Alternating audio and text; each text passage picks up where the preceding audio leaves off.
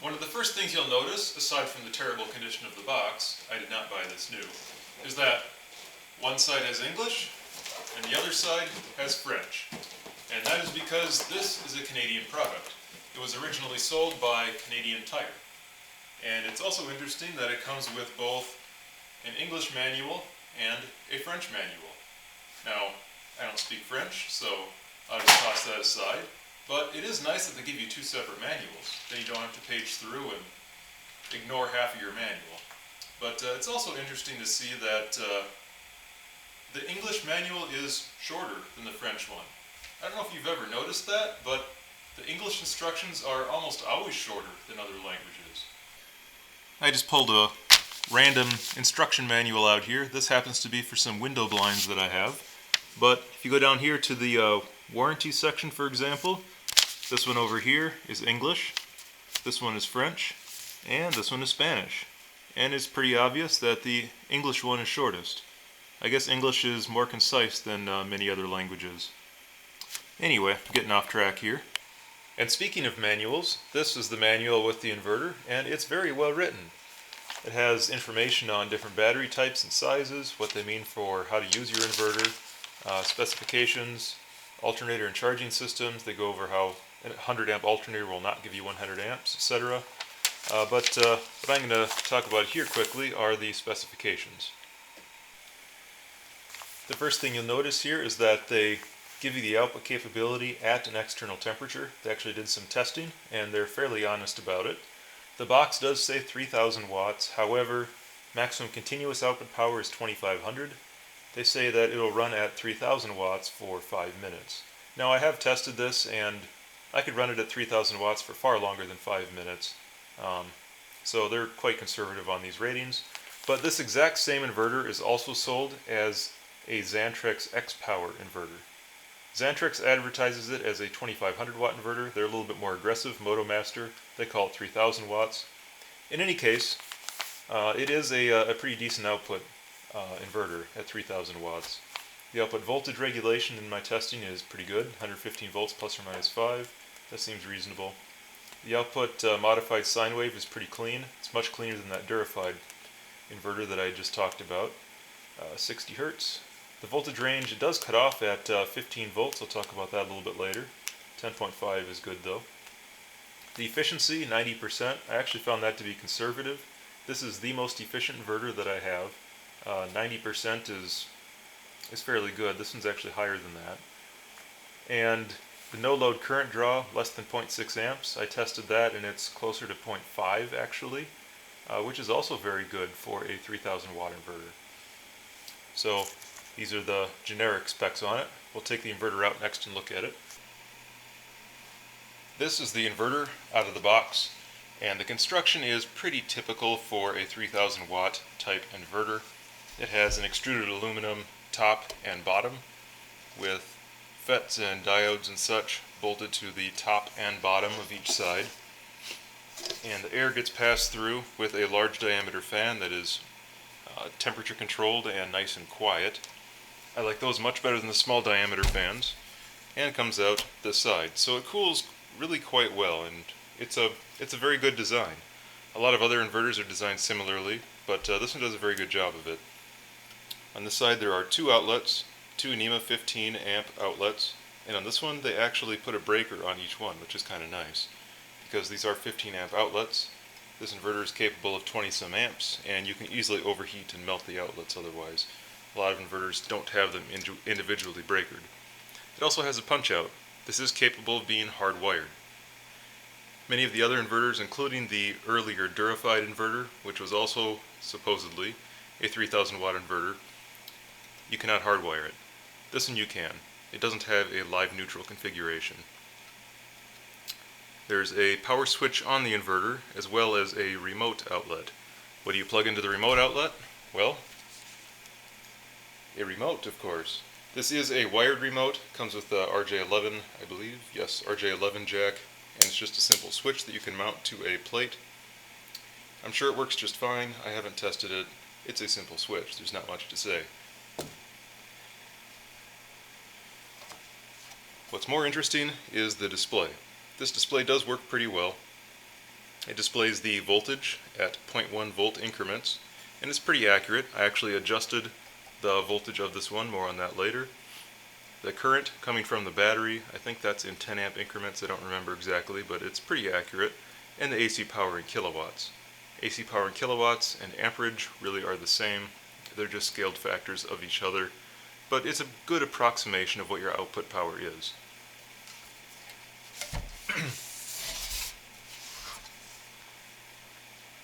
Back on this side, there is again that quiet fan, which I like, and these two power lugs.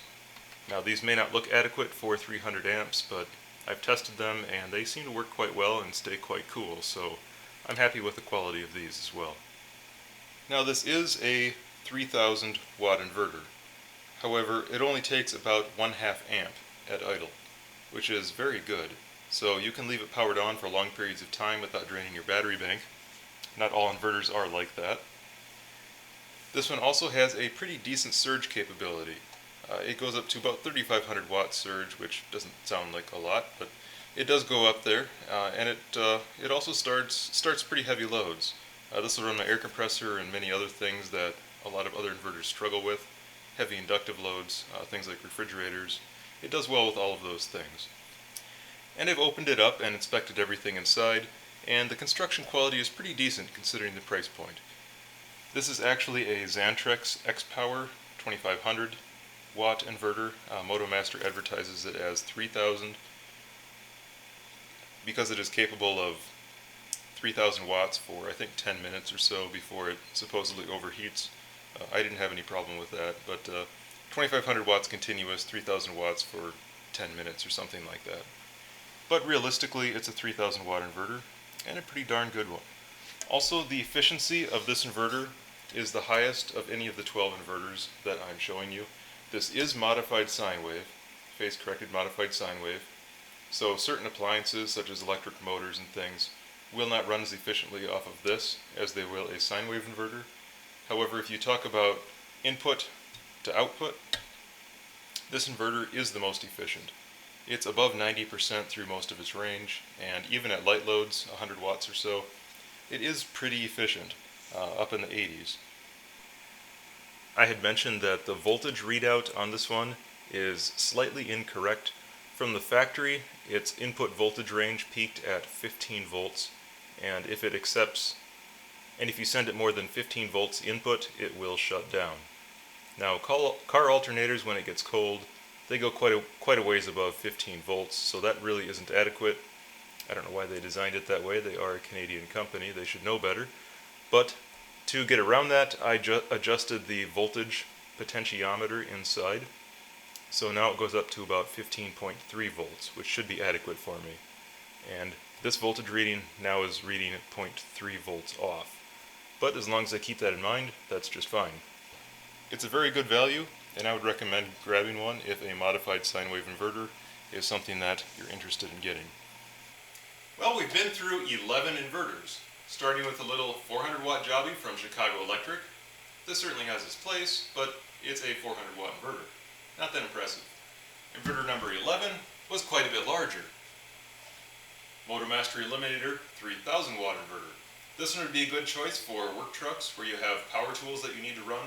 It'll run most things. It is modified sine waves, so variable speed drives and things like that may not work exactly like you expect, but it is a good choice and I would recommend it. However, if you have real work to do, you might need something even larger, and that's where inverter number 12 comes in. This is the PowerBright 6000 watt power inverter. If you have something with a 120 volt plug on it, this will run it. This inverter is a couple of feet long at least, and it weighs 35 pounds. As far as inverters go, this is a monster.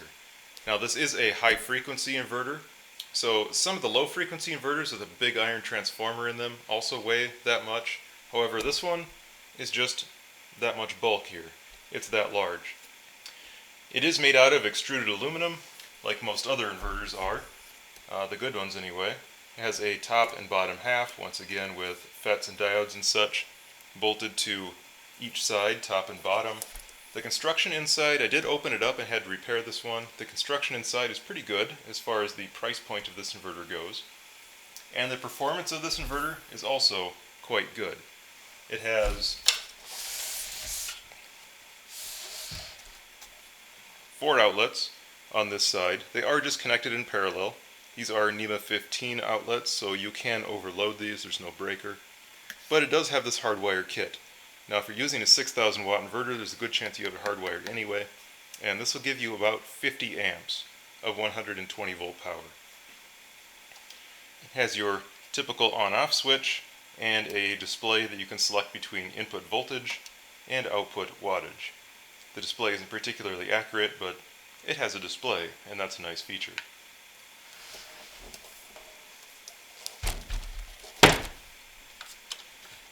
On this side, there are 4 battery lugs, and if I take off one of these covers, you can see what they are. It's just a screw terminal, really pretty standard, but it's well done. And I like the way that this inverter is set up. They also have a good quality, low speed, large diameter fan that cools the unit quite well. And I have not been able to get this inverter up to its rating. I believe 6,000 watts. It's rated 12,000 surge, but as always, that means absolutely nothing. 6,000 watts is pretty hard to achieve on 12 volts. That's 600 amps, and you can only have a voltage drop of maybe 1 volt at 600 amps.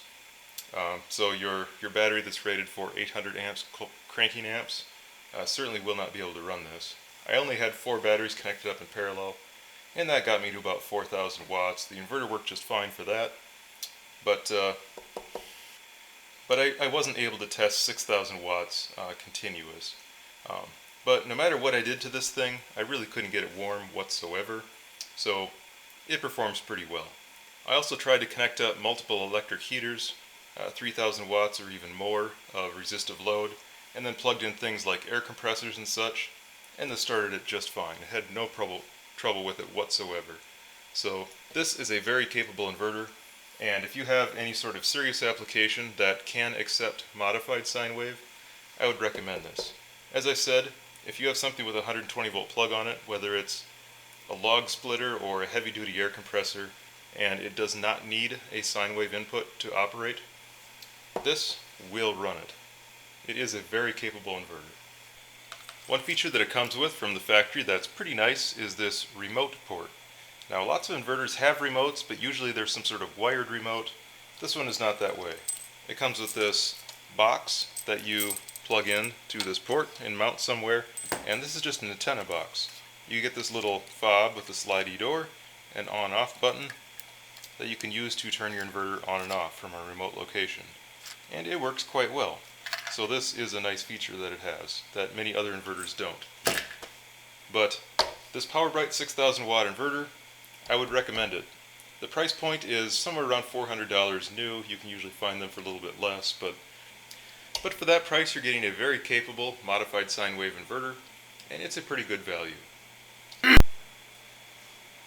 The only real complaint I have about this inverter is the efficiency. The efficiency of it is not very good. At no load it takes about 0.7 amps, 0.6 or 0.7, I forget exactly, but it's quite low for a 6,000 watt inverter. I have no complaints whatsoever on that. However, when you do load it down, the efficiency is fairly low. It peaks at around 3,000 watts and trails off above that. However, it really hardly even gets to 90% as they advertise. Through most of the range, it's in the mid-80s. If you get below 1,000 watts, it's in the 70s or worse, 70% or worse. So this is not the most efficient inverter out there. However, it is a high output one, and it's very capable. So it has its place. And there you have it. I've covered 12 inverters that I personally own, at least at the moment, in the order from smallest to largest, and described a little bit about each one. Now, I'm probably going to be getting more inverters in the near future, and I'll probably share some of those with you as well. But in the meantime, I hope that you either found this entertaining or found it informative, or both maybe, and thanks for watching.